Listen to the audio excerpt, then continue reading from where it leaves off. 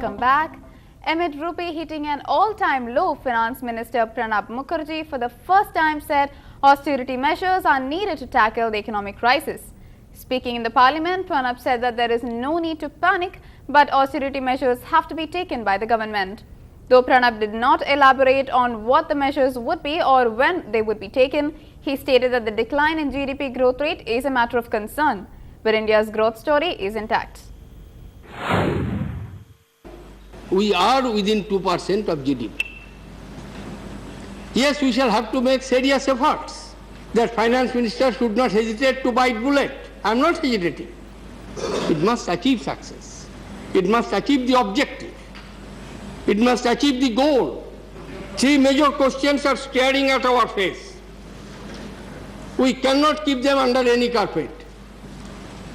If we do not take corrective measures, it will have to face a disastrous consequences.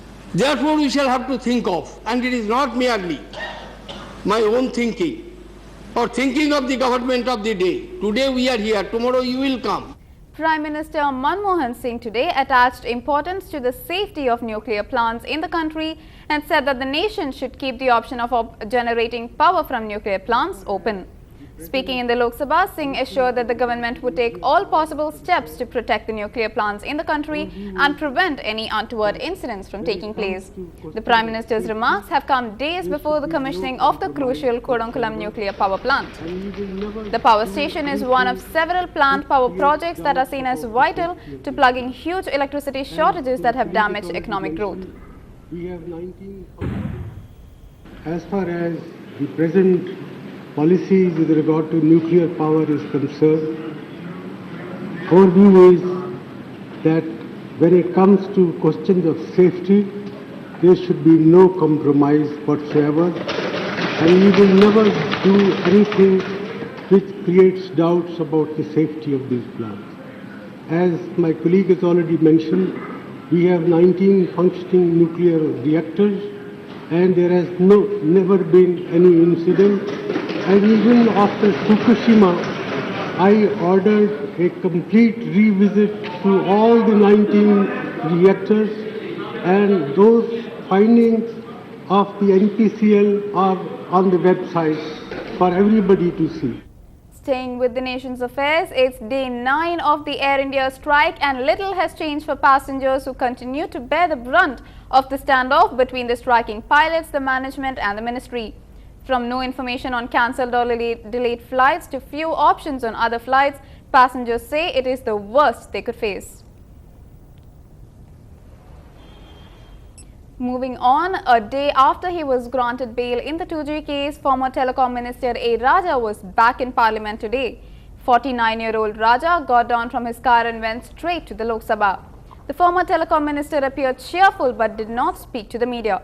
The DMK member from Nilgiri's constituency in Tamil Nadu attended the Lok Sabha briefly during the 0-hour session in the afternoon and exchanged pleasantries with some members. He was seated for a couple of minutes in the last row before making a quiet exit with some DMK members. Leader of opposition in the Lok Sabha, Sushma Swaraj, today questioned attendance of ruling party MPs in the 0 hour. Only 33 members of the ruling party were present in the House during the question hour. There were no ministers of state present and nobody from the younger lot of MPs except Hamdullah Saeed. Talking about ministers, only Kapil Sibal and Pawan Bansal were present during the 0 hour. काल में एक मंत्री बैठे हैं दूसरी bench पर, पूरी सत्ताधारी बेंचेस पूरा का पूरा अगर ट्रेजरी बेंचेस का no there are another 2 ministers are madam अगर ट्रेजरी बेंचेस का सरकार का please शून्यकाल के प्रति अगर सरकार इतनी उदासीन है, 0 आवर के प्रति सरकार इतनी उदासीन है, वो सामने नजर आ रहा।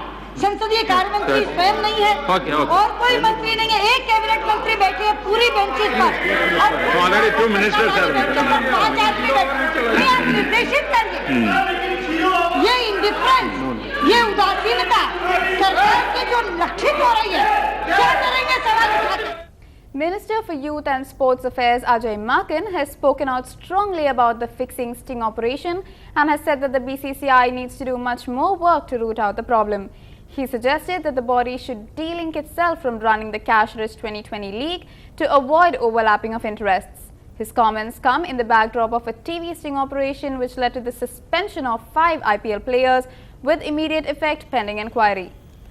The BCCI should go into the root cause of the problem, and it should do it quickly and find a solution in the larger interest of the game. I still say this, that the BCCI should go into the root cause of the problem, and suspending 5 players, just 5 players, is not perhaps going into the root cause of the problem. The root cause of the problem, they have to go into it, to the bottom of the problem, sort out issues, and then come up with a long-term solution. That is something which the BCCI needs to do. Transparency is something which is badly required, at least in cricket and IPL. And we can achieve this transparency through RTI in the sports bodies, including the cricket. That is something which the stand of the ministry has been in the past. And also, I very strongly feel that the time has come when the BCCI and other sports federations, they should come under the RTI. And this is the way forward. BCCI ने उसके लिए committee बिठाई है और वो जांच committee का report आने के बाद में जो भी एक्शन लेनी चाहिए, क्योंकि करप्शन के बारे में बीसीसीआई का ये निर्णय रहा है कि 0 टॉलरेंस, किसी भी हालत में कोई भी लेवल पे हम करप्शन को इजाजत नहीं दे सकते हैं और सख्त से सख्त कार्रवाई होगी. Moving on, hours after CBI conducted multiple raids at the residences of B.S. Yediyurappa and his family members, the former Karnataka Chief Minister has moved to special CBI court for anticipatory bail. Yediyurappa's 2 sons have applied for the bail too.